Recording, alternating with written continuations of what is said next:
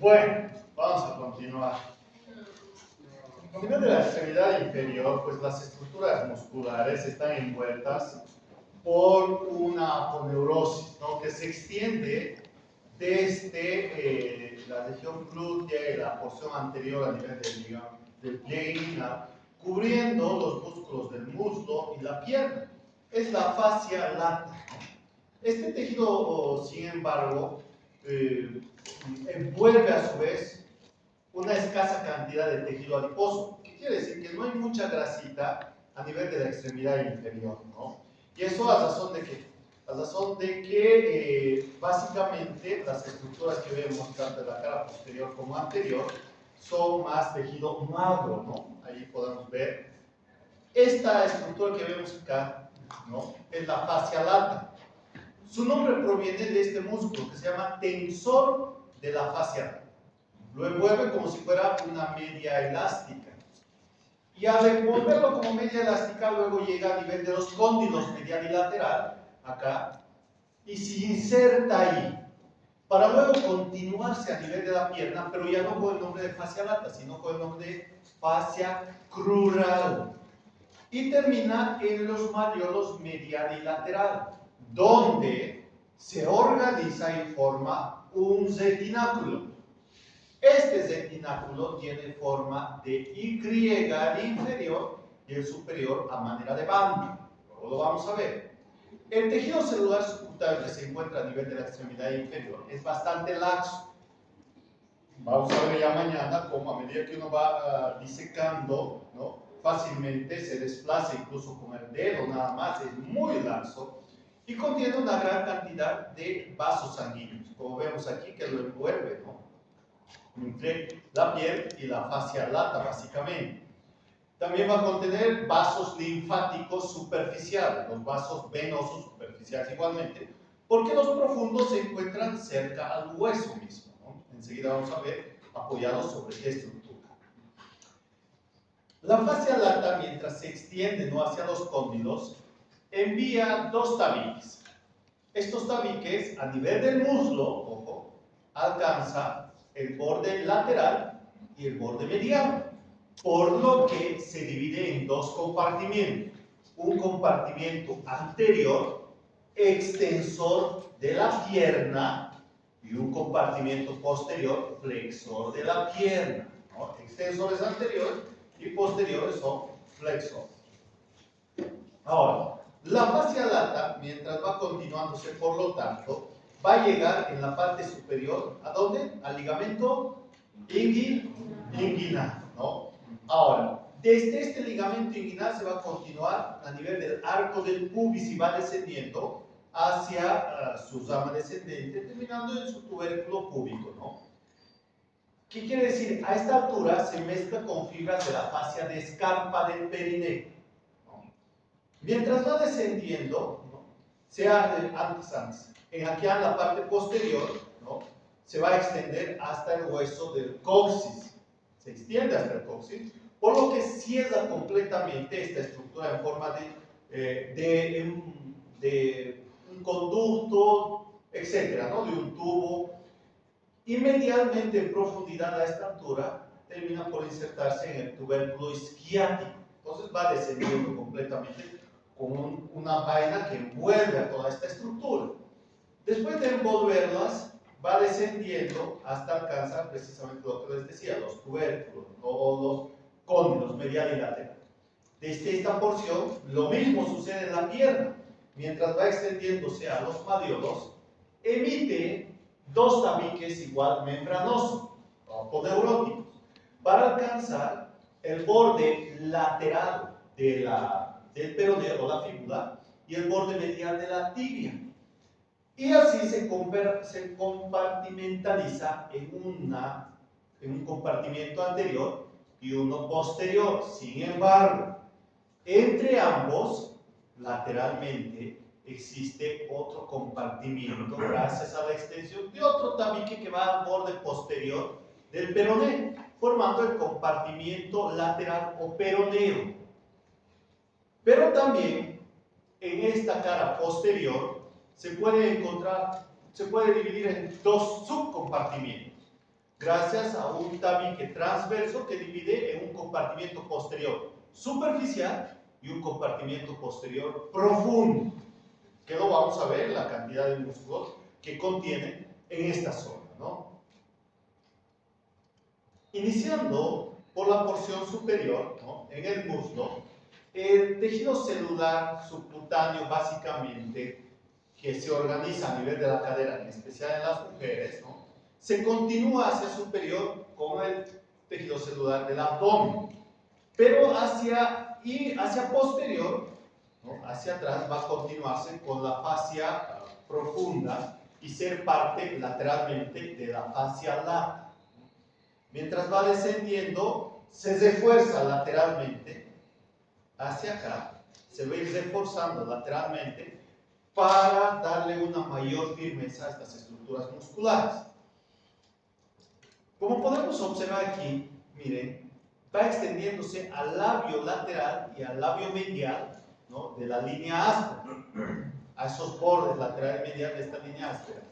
Por lo que anteriormente encontramos al músculo cuádriceps femoral y posteriormente vamos a encontrar a los isquiotibiales y medialmente a los músculos aductores, ¿no? Entre estos tabiques fibromembranosos se encuentran los paquetes vasculonerviosos profundos. En el muslo vamos a observar, ¿no? A la arteria femoral, a la vena femoral, incluso más abajo la safena magna, la safena menor, los vamos a conocer. Y superficialmente vamos a encontrar, ¿no? Cómo estas venitas convergen a la vena femoral, que se va a llamar inguinal, luego, y va a alcanzar finalmente en profundidad a la vena ilíaca externa, y luego ilíaca común, vena cava inferior. En la parte más distal, la fascia crural, ¿no? De la pierna, miren, forman estos retináculos a manera de banda, el superior y el inferior en forma de Y. Debajo de los mismos atraviesan muchos de los tendones, la gran mayoría. Sin embargo, otros no atraviesan por debajo de esto. En la pierna, ¿no? El tejido celular subcutáneo es de menor extensión, ¿no? Es más escaso el tejido celular subcutáneo en la pierna. Además que el peroné tiene una particularidad muy interesante, que en sus 2 tercios superiores se insertan 8 músculos y en el tercio distal se inserta solo un músculo, ¿no? Por eso es más delgado la apariencia de la pierna a nivel distal. Y aquí podemos ver ya la organización de las venas superficiales, la vena safena magna, acá que lo vemos, y la safena menor, ¿no? Lateralmente. Estas venas son las que sufren en mayor proporción, ¿no? Las famosas varices, por ser superficiales, ¿no? Que lo vamos a describir en paquete vasculonervioso de extremidad inferior respectivamente. Ahora, existen 2 estructuras muy importantes proximalmente al muslo, que corresponde el hiato del aductor, ¿no? En la cara intermedio medial del muslo, y superiormente el triángulo femoral, ¿no? O el triángulo de Scarpa. El hiato del aductor, ¿no? Está delimitado entre 2 músculos básicamente. Lateralmente acá, el músculo sartorio, que incluso lo tenemos aquí, el músculo sartorio, lateralmente, y medialmente un músculo bastante delgado hacia acá, que es el músculo gracil o gracilis, ¿no? Ahora, el espacio entre ambos, ¿no? Nos muestra distalmente la inserción del aductor mayor, acá en el tubérculo del aductor. En esta región, que queda aproximada a la cresta supraepicondílea medial, van a pasar, miren, este conjunto de estructuras vasculonerviosas que corresponden a la arteria y a la vena femoral, que luego de alcanzar medialmente abrazan el cóndilo medial para llegar acá atrás, a la fosa poplitea, van hacia atrás. Por eso es importante conocer el hiato del aductor. En referencia al triángulo de Scarpa o triángulo femoral, está delimitado, ¿no?, por el músculo sartorio lateralmente, medialmente por el abductor largo y superiormente por el ligamento inguinal. Este triángulo de Scarpa es un triángulo, es un espacio subfacial. ¿Qué quiere decir? Que para encontrarlo tenemos que retirar la fascia lata, ¿no? Y al retirar la fascia lata, observamos que en su profundidad se encuentra el músculo iliosoas lateralmente y medialmente se encuentra el músculo peptidio. Estos forman el piso del triángulo femoral o de Scarpa. Ahora, este triángulo, este fondo, este piso del triángulo de Scarpa, se divide a su vez en dos espacios, debido a que en la parte central se organiza su aponeurosis, ¿no? Este espacio, conocido como el nombre de espacio retroinguinal, se divide en dos lagos. Un lago, ¿no?, nervioso, el cual es medial, y un lago vascular, el cual es el lago vascular es medial y el nervioso es lateral, ¿no? Eso, ¿por qué se hace esa descripción, no? El lateral, que contiene una gran cantidad de músculos, ¿no?, su piso, permite diferenciar este nervio, el nervio femoral. En cambio, este espacio, este lago vascular, contiene a la vena y a la arteria femoral respectivamente. Aunque también encontramos filetes nerviosos de L2 a L4 acá, del plexo lumbar, y vasos linfáticos también, y la cadena inguinal superficial también en esta zona, ¿no? Acá se puede ver, ¿no?, los vasos femorales, ¿no?, cómo se organizan en la parte proximal, ¿no?, dentro de ese triángulo femoral, en una estructura en forma de embudo, conocido con el nombre de, ¿no?, el anillo femoral. Ojo, este anillo femoral está inmediatamente inferior y medial al ligamento inguinal y es el punto más débil para que se produzca una hernia femoral, más frecuente en las mujeres, porque la hernia inguinal es más frecuente en los varones, y de las hernias inguinales la más frecuente es la, ¿cuál? ¿Cuál? Indirecta, sin vergüenza. Pero como su examen es, pues, virtual, también al décimo, a ver, voy a ver si se acuerda.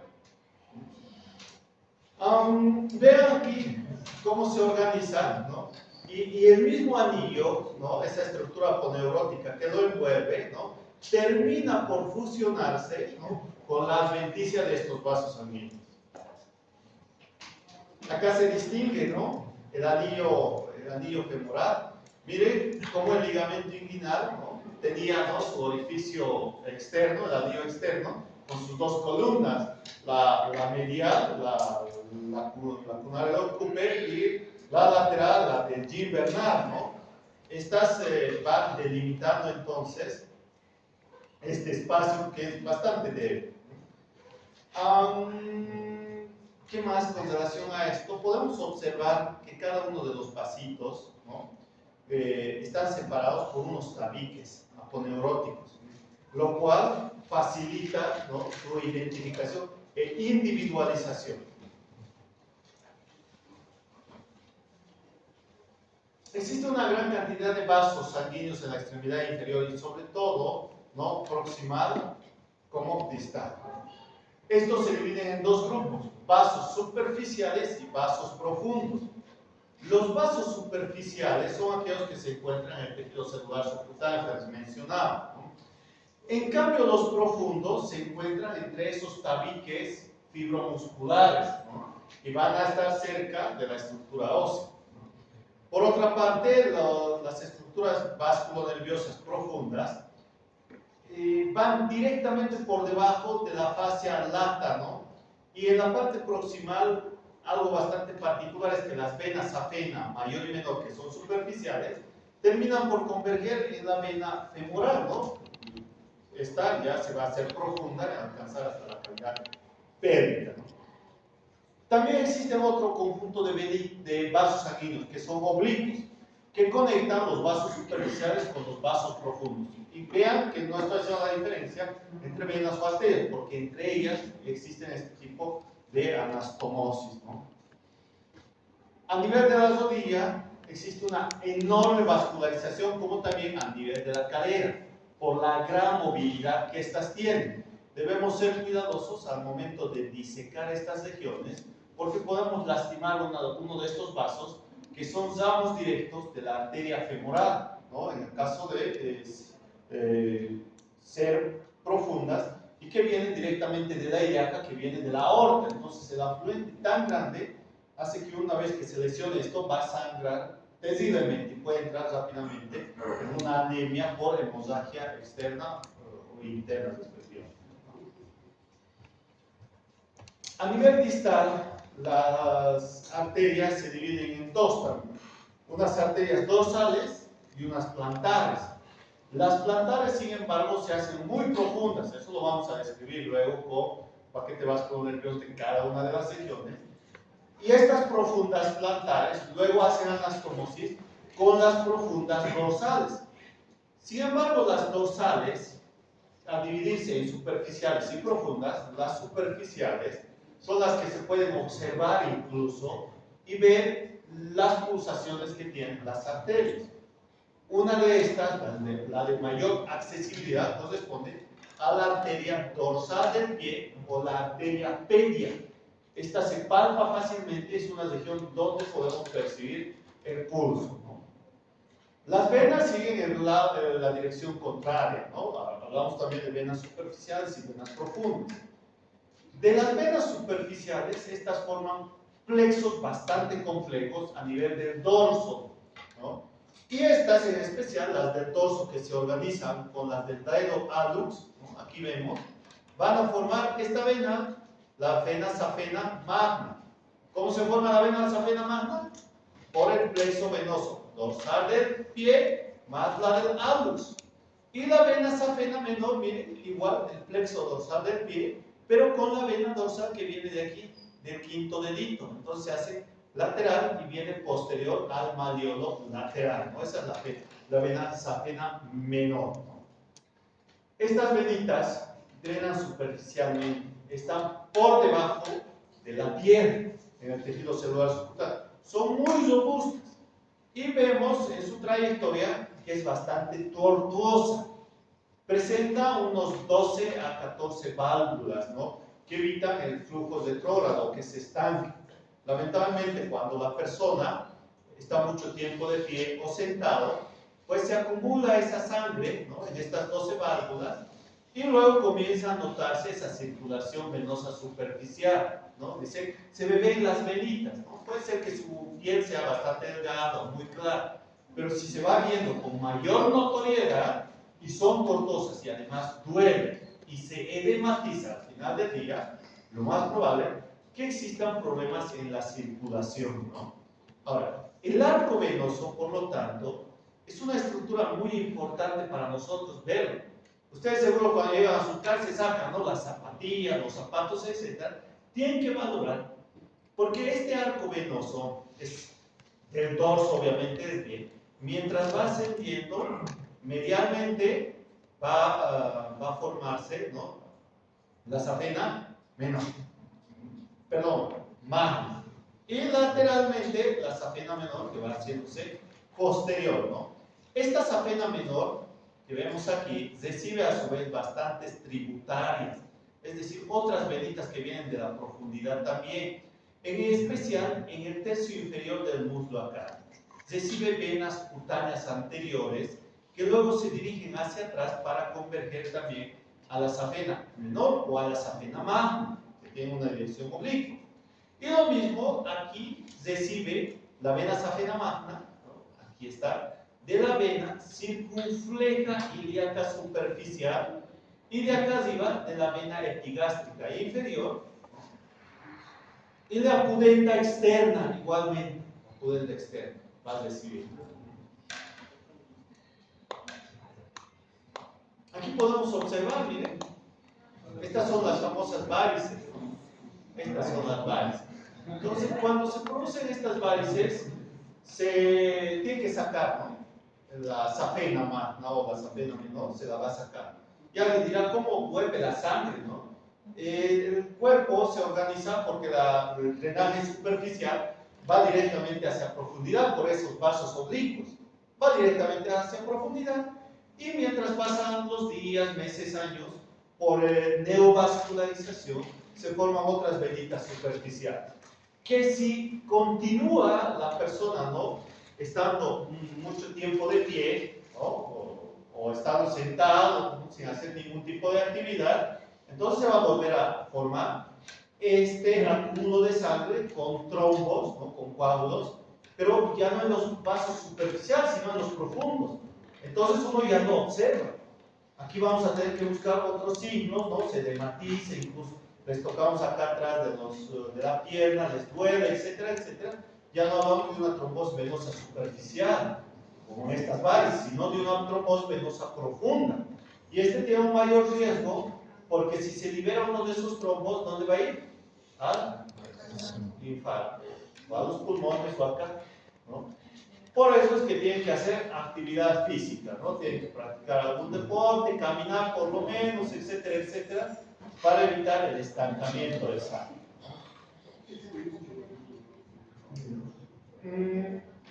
También el líquido que se acumula en las extremidades inferiores es drenado por otra vía que no sea la venosa, ¿no? Estamos hablando de la vía linfática. A nivel de la vía linfática, ¿no?, la linfa se va a drenar a dos niveles.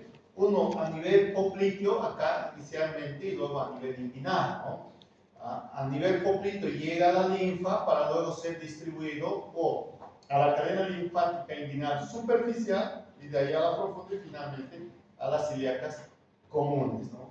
Sigue la misma trayectoria que de las venas. Ojo, que también los problemas a nivel de drenaje linfático pueden manifestarse como edema de las extremidades inferiores, ¿no?, de hinchazón.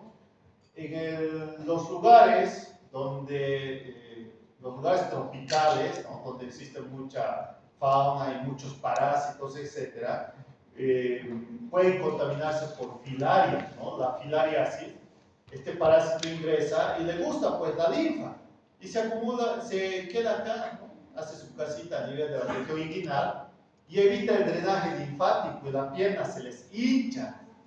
Parece una pierna de un elefante, de ahí la denominación de elefantiasis, ¿no?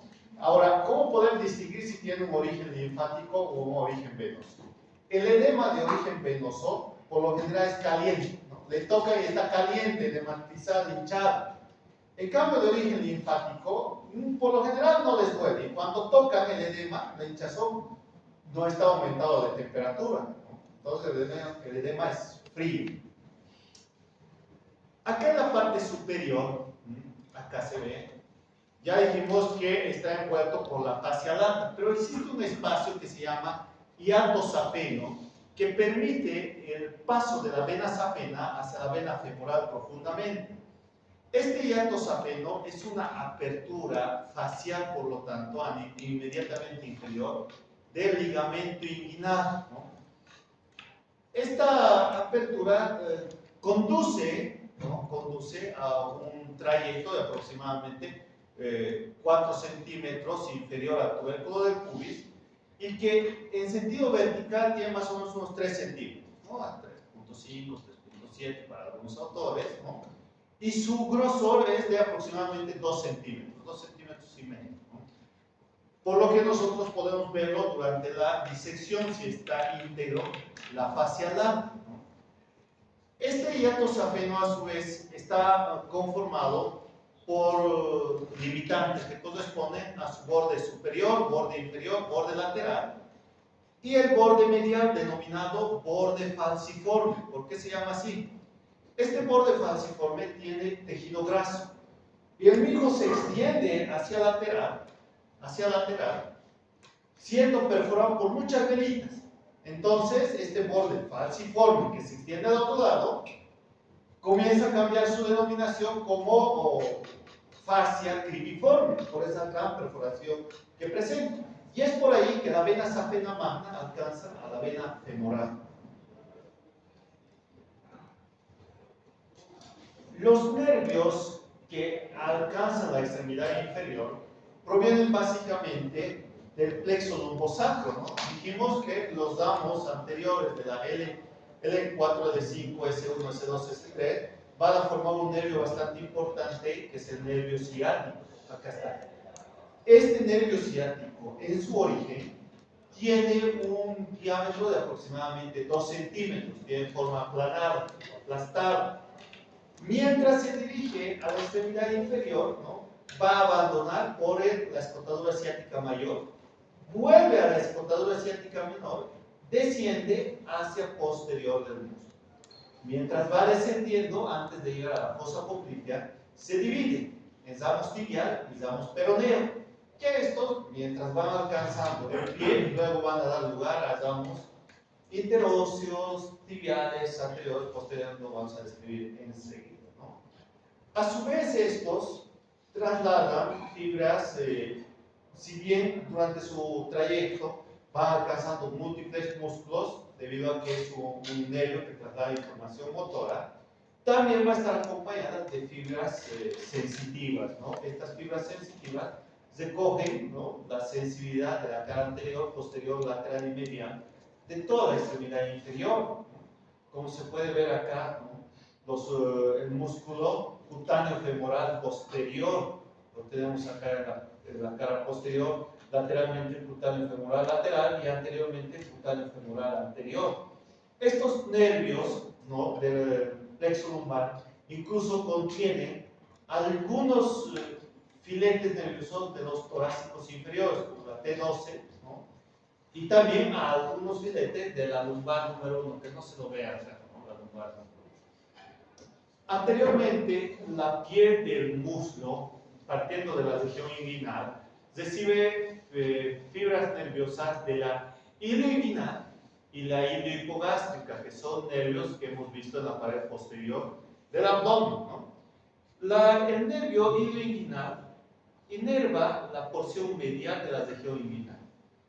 En cambio, el ramo femoral del nervio genitofemoral, la porción lateral. Luego tenemos al ramo cutáneo anterior, acá toda la porción amarilla, ¿no?, que este tiene filetes de TL2 a R3. Luego tenemos el cutáneo femoral lateral, ¿no?, que inerva la porción lateral del muslo. Y luego tenemos el nervio obturador. Este nervio obturador alcanza a los músculos aductores del muslo, ¿no?, además de inervar la piel de esta región. En la cara posterior, sin embargo, miren la diferencia de estos que vienen, ¿no?, de segmentos torácicos inferiores, lumbares proximales.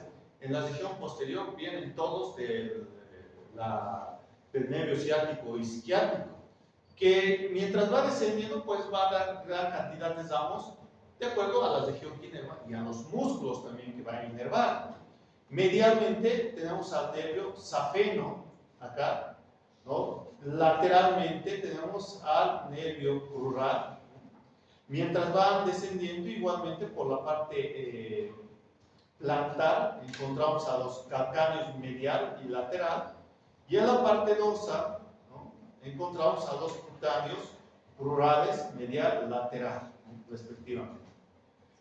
Ya en la planta del pie, ¿no?, el nervio calcáneo se divide en estos laterales y en estos mediales, ¿no?, para terminar, pues, a nivel de la punta de los dedos, ¿no?, como nervios digitálicos propiamente dicho.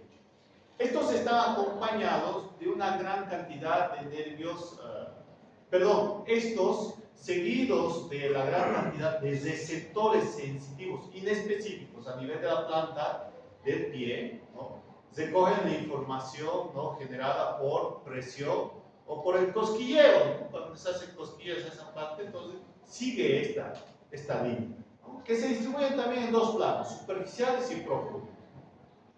Básicamente, todo lo que corresponde a la distribución de estos nervios cutáneos, ¿no?, se puede ver acá en el cuadro, ¿no? Los que son superiores, ¿no?, el ilio hipogástrico, el ilio genitofemoral, el ilio inguinal, ¿no?, la rama genital, la rama femoral, el nervio femoral, que da el cutáneo femoral anterior, cutáneo femoral lateral, ¿no? Y la parte inferior, ¿no? Anterior, viene del ciático, ¿no? Estamos hablando de la porción crural, lateralmente, y en la cara posterior, pues básicamente todo lo que corresponde a los ramos del ciático. Estamos hablando, ¿no?, de la porción medial, lateral de la planta y del dorso, vienen de este nervio. Claro que la región glútea tiene también otro tipo de nervios, que son los nervios clúneos. Estos nervios clúneos superior, medio e inferior son los que van a encargarse de la inervación cutánea de esta región.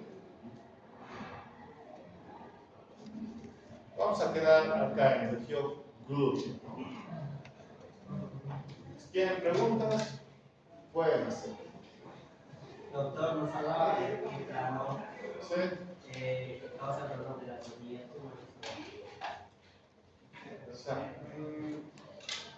La persona que no tiene las curvaturas normales en el pie, estamos hablando del arco longitudinal y transverso de manera adecuada, el peso del cuerpo, en lugar de distribuirse de manera simétrica en la planta, no lo va a hacer, ¿no?, sino que va a generar un mayor peso a nivel de la rodilla.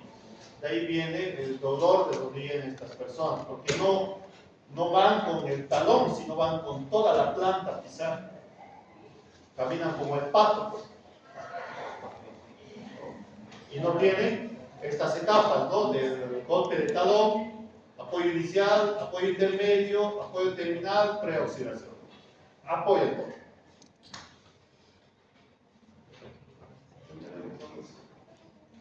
En el caso de los doctor, cuando se les ve la vena,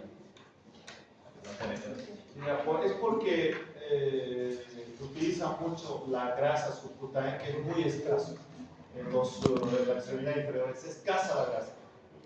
Uno. Dos, el hecho de utilizar esteroides anabólicos, porque para que se desnote de esa forma, se utilizan esteroides, ¿no? Estos comienzan a generar también una neovascularización, nuevos vasos.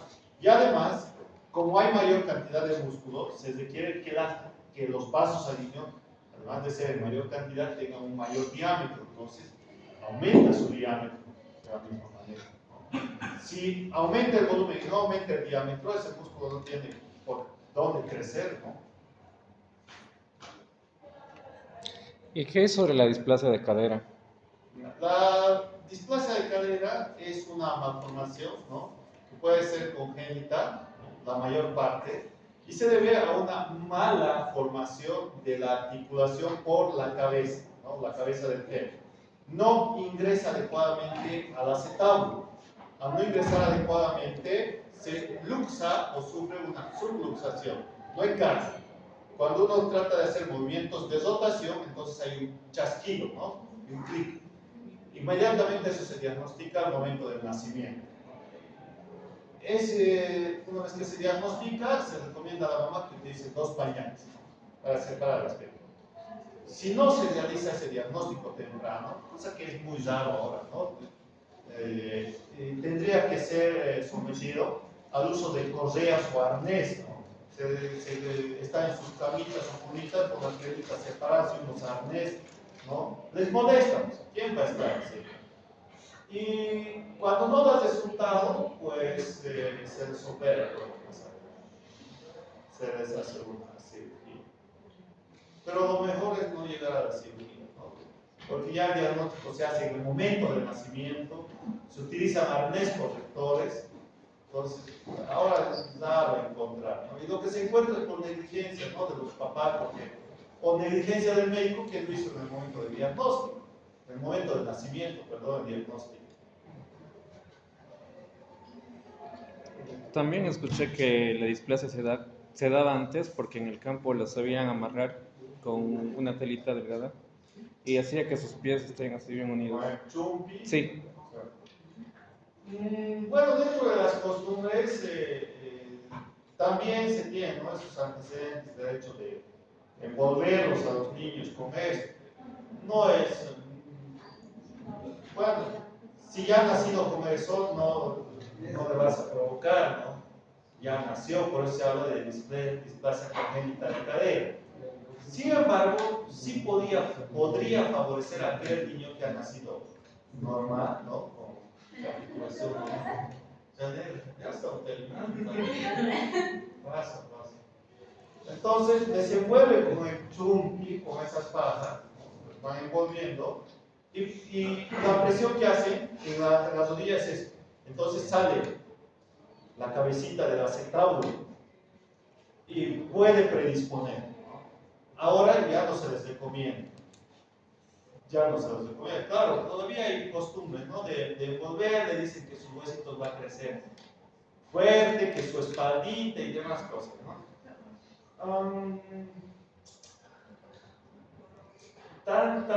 Tanto así, dudo mucho que afecte, ¿no?